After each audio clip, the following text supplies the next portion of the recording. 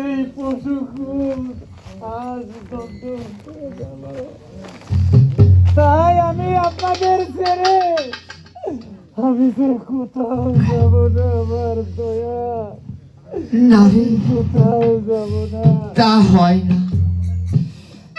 তুই এখন তো রাস্তা নাই, চলে যেতে পারিস।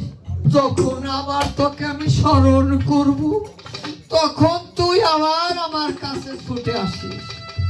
তোকে আমি প্রাণ ভরে আশীর্বাদ করে দিলুম, তুই যেন এই পশু